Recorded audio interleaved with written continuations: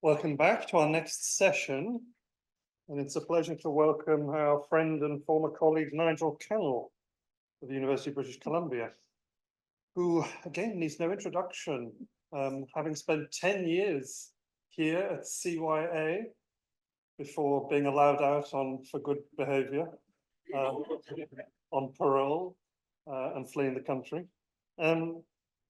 Nigel is one of the world's leading experts on ancient Sparta, of course, and has written widely in quite superb work, but also has a sideline in athletics, of course, and whilst here at CYA taught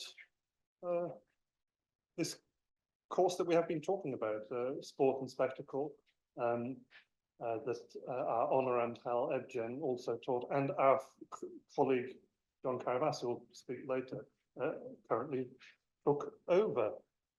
So it's a great pleasure to welcome Nigel back, and he will be talking to us about dreaming of victory, athletes and athletics in the Oneirocriticon of Artemidorus. And there is a handout. If anyone doesn't have it, raise your hand and I shall come around. Nigel, welcome.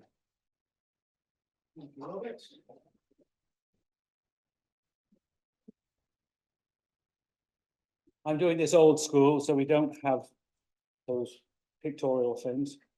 There is a handout. Unfortunately, the even numbered pages are upside down. Can't get good help these days. But please try to follow it. I thought that when I started on this subject that I would come up with a great grand unifying theory of Artemidorus's analysis of dreams. After about a day, that went out the window. So what follows is something which I hope is interesting, entertaining, and perhaps will provide some insight into an intriguing but ultimately very mysterious book. Dreaming of Victory. The Oneirocritica of Artemidorus, born in Ephesus, but claiming an association with the small city of Daldis in Lydia in tribute to his mother and to the god Apollo, who had, he said, inspired his work, is the only surviving example of a thriving intellectual tradition of dream interpretation that stretched back to the origins of Greek thought. Written probably in the later 2nd century CE, the Dream Manual contains the fruits of its author's research over several years, which combined first-hand interviews, often at major Greek festivals, with consultation of earlier authorities with whom he sometimes disagrees. Artemidorus classified dreams into two types: enhypnia, dreams that simply reflected the dreamer's current state of mind, and onera, prophetic dreams foretelling the dreamer's future. Before I continue, I wish to observe that the notion that dreams may depict future events, albeit in symbolic forms, still persist today, as any dip into the morass of relevant web pages is enough to confirm. But surprisingly, even a noted humanist like Salman Rushdie does not completely reject the idea. While writing this paper, I came across a clip of an interview with Christian Amanpour on CNN, in which he read a passage from his new book about a dream he had 2 days before going to the Chautauqua Institution in New York, where, as we all know, he was violently attacked by a knife-wielding, radicalized young man from New Jersey. He dreamt that he was being stabbed with a spear by a gladiator in a crowded amphitheater. Nicely classical image. Despite not believing in premonitions, he admitted, in retrospect, I would have done well to have paid attention to the dream. With the possible exception of a dream in book 5, in which a runner cleans dung and mud from a channel representing the enema he would have to have before winning his race, the dreams of athletes and about athletics are prophetic onera, though their classification is less important here than the significance of their specific imagery. The events that figure in the dreams involving athletes and athletics Artemidorus discusses are exclusively those characteristic of pan-Hellenic festivals. For athletics-related dreams, Artemidorus's data set, for want of a less anachronistic term, is thus incomplete and biased towards elite athletes. Despite these obvious disadvantages, the dreams recorded in the Oneirocritica still afford us a glimpse into the unconscious minds of ancient men. Women dreamers do figure now and again in the dream manual as a whole, but not explicitly among those who shared dreams with athletes. As Toneman has noted, the clientele from whom Artemidorus derived his information was almost entirely male. Modern students of Artemidorus, classicists and others from Freud to Foucault, have divided his dreams in various ways according to their purposes. Concentrating for my part on athletics-related dreams, I will consider the images they contain according to their value, either positive or negative for athletes and non-athletes. And that is the basic organizing principle of the handout, though I will, I'm afraid, be jumping around within that in the paper. One striking aspect of the athletes' dreams Artemidorus reports is that they contain notably more non-athletic imagery than athletics, whereas Artemidorus records explicitly athletic images mainly in the dreams of non-athletes. Of course, we cannot know whether this contrast reflected proportions in the population at large, most probably not, though this pronounced dichotomy is noteworthy, even accounting for the bias in Artemidorus's data. If nothing else, the tendency of his material is symptomatic of the highly gendered nature of athletics and the dominant role athletics played in the imagination of the later Greek male. This is dramatically reflected in the fate of a man, evidently not an athlete, who dreamt he was disqualified in the age examination for the Olympics and was then sentenced to toil in the mines because, as Artemidorus says, it was not for him to take part in the sacred contest. This is book 1, chapter 59.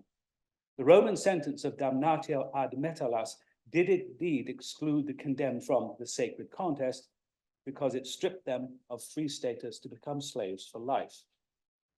A noticeable number of the athletic dreams of athletes collected in book 1, chapter 59 concern the age examination, the enkrisis that all athletes had to undergo prior to competition to prove they were actually the qualifying age to enter their intended category.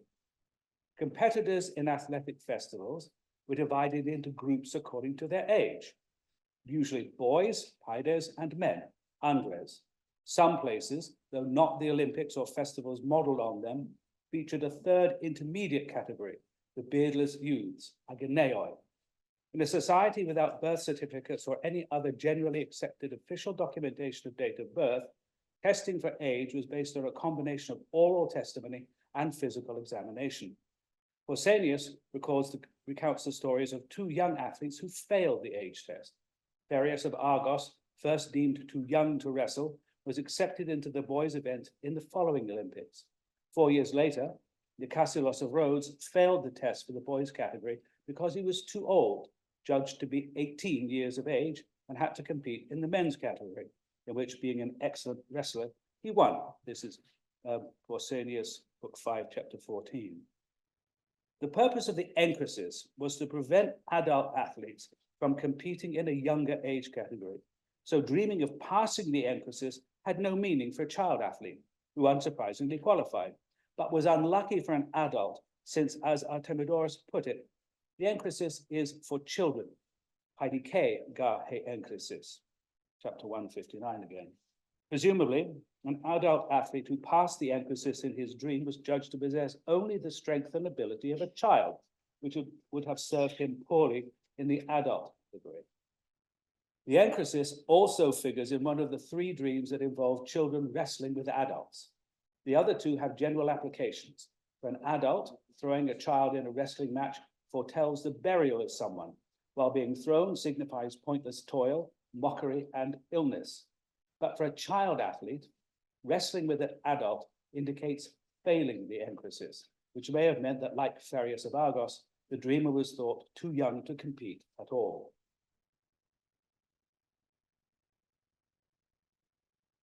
The enkrisis also figures in the fateful dream of a young wrestler concerned about the examination, that he was parading with other boy athletes in the march past when one of the judges, the god Asclepius, rejected him, foretelling his inevitable death before the contest even began. Artemidorus explains that Asclepius disqualified the Pancratias not just from the contest, but from life, since this god was the judge of life, an aspect of his function as a supreme medical deity. In this dream, the boy's actual death was foretold through Asclepius's symbolic rejection, whereas death in a dream could represent something completely different. In section 576, Artemidorus describes a man dreaming that the boy he had brought for the Pancration was killed in front of the Hellanodikai at Olympia and buried in the stadium. Naturally, Kotos, as Artemidorus states, he won the title Olympionikes. Naturally, because both the dead and Olympic victors receive inscriptions and are hailed as blessed, Makarios, presumably on statue bases and funerary stelae respectively. This has a close parallel in his account of Menander from Smyrna, who was victorious at Olympia after dreaming that he too was buried in the stadium. And these are all to be found in the handout. Conversely, escaping a dream death is inauspicious for an athlete. A man bringing his son to the Olympics as a Pancratias dreamt that the boy was sentenced to death on the altar of Zeus. Only by much begging and entreaty was he able to have the boy spared. At the Olympics, the boy passed the enchresis and was in great hope of winning the victory, but in the end was unsuccessful and received no public honors. The reason he did not achieve the final goal of winning is that only those who offer themselves up publicly merit honors, as also is the case with Olympic victors. Both dreams revolve around death, but the language Artemidorus used, especially in our second dream, hints at a deeper conception of athletic endeavor in the context of Pan-Hellenic festivals. Earlier in the manual, book 2, chapter 49, he presents an overview of various symbols appearing in the dreams. Among the multifarious significations of death is this short statement. Death makes athletes sacred victors, hieronikas, for both the dead and victors are complete, teleoi. Victors are honored like the dead, as in our first dream, but theirs is a particular sort of death. For the adjective teleos, perfect, without a blemish, is the appropriate term for the most desirable sacrificial victim. Sacrifice figures in the language of both dreams, in the words used for the slaughter of the boys. Aposphagenta and sphagesomenon are both forms of the verb sphadzo, most commonly used of cutting the throat of a sacrificial bull. Finally, Artemidorus's comment that only those who offer themselves up are worthy of honors is more accurately rendered as those who sacrifice themselves, since the participle used, protheuomenon, is a compound of the simple verb thuo, I sacrifice. Even in the 2nd century CE, then, the essentially sacrificial nature of the Pan-Hellenic festivals had not been utterly forgotten. Another example of an athletic dream foretelling death is that of a man arriving to compete in the Olympics who imagined he was too late for a distribution of bread by the Hellanodikai. He in fact died just after registration before having a chance even to enter his event, book 2, chapter 30. Although all other interpreters thought the dream just meant non-participation in the contest, Artemidorus claims to have had correctly understood that it foretold his death, as it conformed to his principle that having no share in any of the distributions common in the Greek East of wine, oil, and food of various kinds was bad and denoted the dream as death, because distributions were not given to the dead. 230. His reasoning is quite arbitrary, however, since several other reasons existed for excluding people from these distributions. One dream Artemidorus recounts further exemplified death as a signifier of victory. A Syrian wrestler about to compete in the Capitolia saw himself dying, then being carried out for burial, while his trainer, his aleiptes, intervened and revived him. So when the wrestler competed conspicuously, expected to receive the crown, but was prevented because his trainer had accepted a bribe from his opponent. Here, the symbolic revival from death actually represents a misdeed on the trainer's part. The situation the wrestler found himself in was far from unknown. Philostratus mentions corrupt trainers profiteering from their charges' abilities in gymnastica, and by lucky accident, an actual bribery contract survives that was drawn up by men acting as agents for 2 boy wrestlers in the Egyptian Antinoea of 267 CE. This is in the Oxyrhynchus papyri. 2 other examples of athletic imagery and athletes involve crowns and child athletes. Introducing the dream of Zoelos, book 5, chapter 55, who brought his talented sons to the Olympics, Artemidorus explains this principle. Inasmuch as crowns signify something good, those not around the head, but around some other part of the body, point towards nothing good and are even positively bad. Unfortunately, Zoilos dreamt that his sons wore their crowns around their ankles. They died before the contest. Another case of mishandling a crown occurs in a dream a victorious boy runner had before entering a second contest, when he thought he was washing his feet in the Olympic crown as if it were a basin. He was, of course, defeated and left the stadium because he had defiled his first crown. Strange as washing one's feet in an athletic crown may seem, crowns in the Roman period were often large, rounded, cylindrical objects made of woven material with gem-studded metal bands inscribed with the festival's name, as in the coin from Byzantium on the last page of the handout, rather murky in this reproduction. They could also be entirely of metal. An inscription from Delphi refers to expenses for crowns of Corinthian bronze, and could be rather large, too large to be worn, in fact, greater than the size of those suitable for heads, supermodum aptarum capidiplus, as the 2nd century Roman grammarian Sextus Pompeius Festus states. Thus, they were probably items of display, like athletic cups today. Still, their association with contests honoring the gods made them sacred, and abusing them, for instance, using them as foot basins, was an act of sacrilege that even in dreams had serious consequences. If we want to see real representations and tangible representations of these crowns, the easiest way is to go to look at the Little Metropolitan, or one of the apses on the east side has a victory inscription that has about 7 of these Roman coronae, or brabeltae, as they're called in Greek, very nicely inscribed, a bit worn, but easily discernible. Although the imagery in the runner's dream could be accurately interpreted in terms of religious attitudes common in Greek society, the next dream of this type dramatically illustrates the profound gulf between dream logic and reality. To illustrate another example, the principle rather, that light is more advantageous than dark for those who don't want to be obscure, Artemidorus concludes section 442 with the fate of Menippus of Magnesia, who, not long ago, went to compete as a pancratiast in the contest at Rome, certainly the Capitolia. Just before the competition, he dreamt that he was fighting as night fell. Consequently, he was not only defeated, but also suffered an injury to his hand that forced him to retire. Intriguingly, an inscribed statue base at Olympia shows that the reality could be dramatically opposite. It records an Aeolian decree in honor of one Tiberius Claudius Rufus, who in the final match of the Pancration showed, quote, that he considered it more seemly to despise his life than his hope for the crown, and that he endured until night when the stars came out, driven to compete to his utmost by hope of victory, so that he was a wonder both to our citizens and to spectators gathered from the whole world for the most sacred Olympian contest. In admiration, the Aeolians granted him both citizenship and the right to erect at Olympia a statue, which the surviving base must originally have supported. In a dream, then, night might represent the darkness of obscurity, but in the waking world, the coming of night could mark an impressive achievement.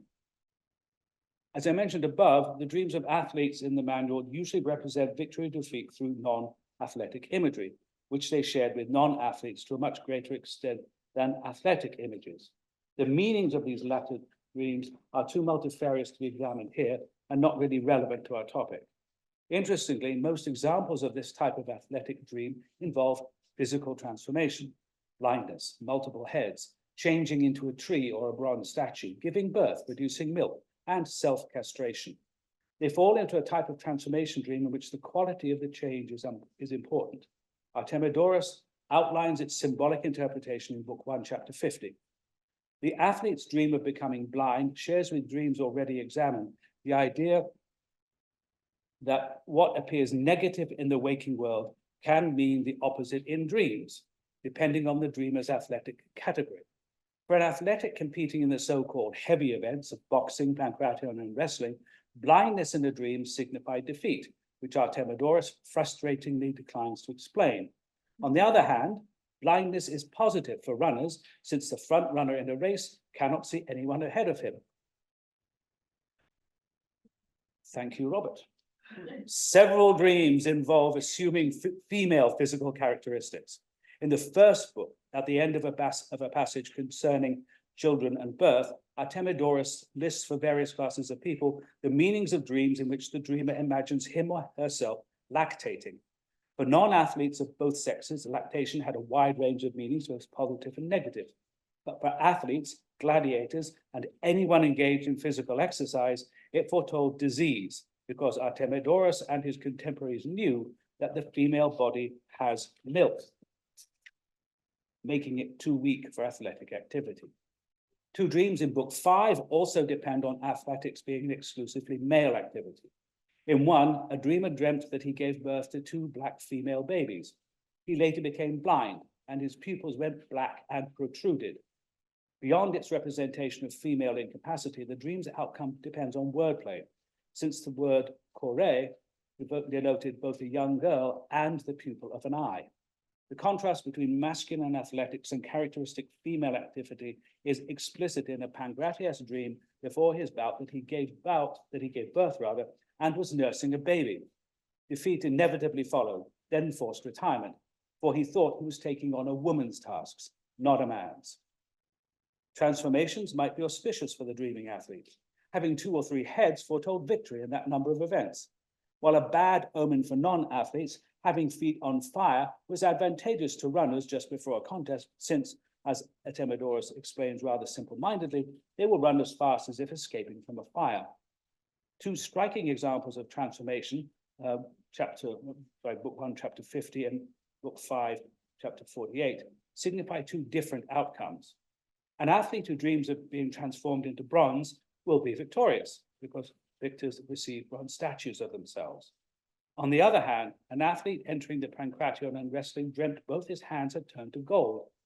Notwithstanding its intrinsic value, gold was useless here, and the Pankratias lost both contests because his hands were as slow and motionless as if they had been made of gold. The 2 golden hands corresponded to the 2 events, both requiring deft, forceful use of one's hands. In this case, context is important, since transformation into gold could otherwise signify a change of fortune, positive for a poor man who will become rich, or selling a slave for money, or for a rich man, conspiracies and worry, which would be irrelevant for a heavy athlete. Transformation into an ephebe, which Artemidorus covers in book 1, section 54, had multiple interpretations depending on the dreamer's status, the legal framework common for the epithet, and the peculiarities of individual cities. For a slave, to dream of becoming an ephebe meant freedom, since only free men could be ephebes. For orators and craftsmen, it foretold a year or more of unemployment, because ephebes kept their right hands under their chlamydes. Being an ephebe was detrimental to those traveling abroad, because ephebes were not allowed to leave the territory of their home cities. Artemidorus also shows this restriction was relevant for wrestlers, as it meant that they either would not arrive in time for their match, or would not compete if they did arrive. Quote, for ephebes do not compete beyond their borders. Being an ephebe was not auspicious for athletes in general, who learned from this dream that they would fail the enkrosis, because ephebes were destined soon, in a year or 2, to become men. Becoming a plane tree, black poplar, elm, beech, or ash tree was usually unpropitious because they do not bear fruit. Only athletes dreaming of a silver poplar could expect a favorable outcome because of its connection to Heracles. Despite its association with death, it grew by the river Acheron.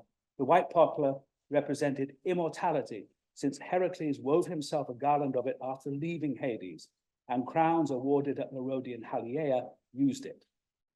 Artemidorus concludes the 5th and last book of the manual with a dream about castration, which might be viewed as a kind of transformation. An athlete dreamed he had severed his genitalia, and after binding his head was crowned. He became a sacred vector who remained successful and acclaimed in his event as long as he remained chaste. But when he indulged in sexual pleasure, he retired in obscurity. The dream's outcome was in keeping with the ancient and continuing modern belief in sexual abstinence as the key to athletic success, evidenced by the stories of famous Greek athletes pursuing sexual activity of any kind in their striving for victory. The games Artemidorus visited were all sacred to various deities who received the sacrifices that were the central feature of the festivals. We may assume that competitors were in the habit of praying for victory to the patron god or goddess. So it is surprising that Artemidorus records almost no dreams of athletes that involved deities. As we've seen, Zeus appeared only indirectly in one dream by the father of a Pancratias at the Olympics, who was to be sacrificed on the altar of Zeus. Neither Pythian Apollo nor Athena are directly linked to any dream of or concerning athletes. The only four divinities in athletic dreams are Helios, Asclepius, Heracles, and Hermes. Heracles and Hermes are easily accounted for due to their ubiquity in Greek gymnasia. Visions of Helios are to contain him in a particular form. As Artemidorus put it, not as he is, as he has been for the last several weeks here, but as he has been customarily envisioned in human guise, in the garb of a charioteer. As to what Artemidorus called a perceivable aesthetos divinity, the sun was openly visible and sensed by all, but Helios functioned in dreams only as imagined by humans, like the other intelligible deities such as Zeus, Apollo, Athena, and other Olympians. In his artistic form, Helios is propitious for athletes overall and for charioteers in particular. These gods had power over athletic activities in general, not over a specific set of games, we should note.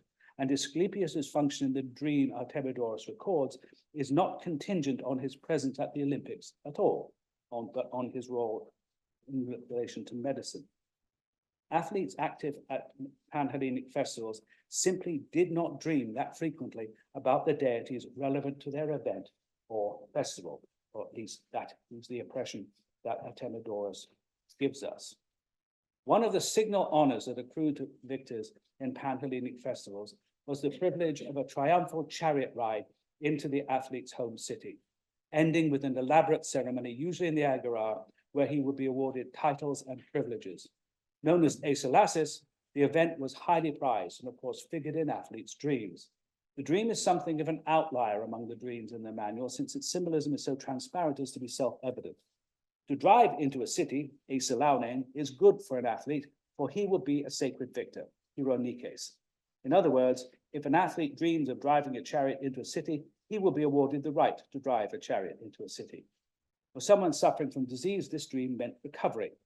Driving out of a city naturally pointed to defeat for an athlete and death for the ailing individual. Just before this, Artemidorus explains that driving a four-horse chariot is favorable for heavy athletes, since they will drive into a city, aeschylasigar, in other words, receive aeschylasis. But the image is ambiguous, depending on the dreamer, and not positive, not consistently positive even for athletes. For a runner, it foretold defeat by showing he could not use his feet competently.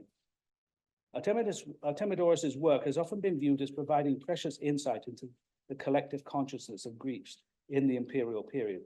To build on what I observed at the outset, the prominence of athletic imagery in so many dreams of non-athletes, if not a sign of a Greek male obsession, does show how embedded athletics-focused interpretations of such dreams were in the culture of the time. In athletes' dreams, symbolic imagery was the sole key to correct interpretation for Artemidorus and his predecessors.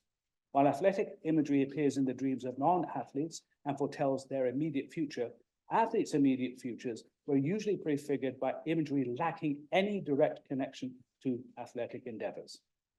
Thank you.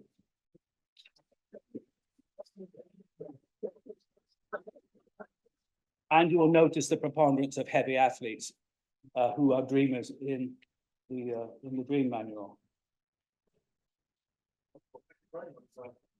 Can I have one question? I have a question about your observations about looking through all these.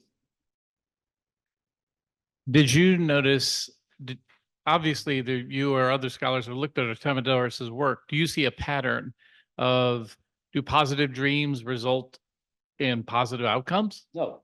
Right, it's the opposite, right? Sometimes can be. Yeah, it's random. Completely contingent upon various factors. And the proper dream interpreter understands all those factors. And so it's a job which is much more complex than being an astrologer. It's more like being a combination of sociologists and psychiatrists, I would think. David Braun? Thanks for that. Great fun and, sorry. Thanks for that. Great fun and enlightening in all sorts of ways. What strikes me about these various dreams is just how bonkers they are. I mean, I must be a very tedious person, but I have never dreamed that my hands would become gold. I have never dreamed. But you're not a classical Greek athlete, No, I'm afraid to say. you noticed. But you know, it leaves me wondering what this book is to be taken as. It comes on as some kind of handbook, a bit like a sort of recipe book or something. You want to know how to make a pizza, you look it up in Artemidorus's cooking version, and you get the recipe or an explanation or whatever. These are dreams that are unlikely to engage, I would suggest, with most readers' own experiences. So while I think you're absolutely right, we have here a whole set of ways into ancient thought, emotions, experience, etc.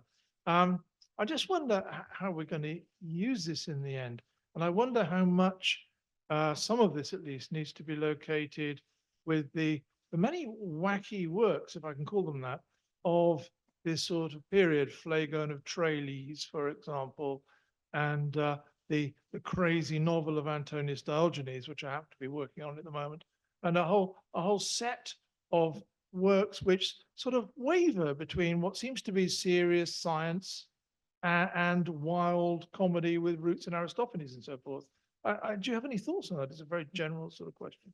Well, I agree with you. They're nutso. I was reading this, and I thought must be very boring. I've never dreamt of being transformed into anything. And these are just a tiny sample, because I've picked out and made a subset of athletic dreams. I think he covers absolutely all walks of life and the types of people in these dreams and types of dreams. But I think the best explanation is perhaps the simplistic explanations.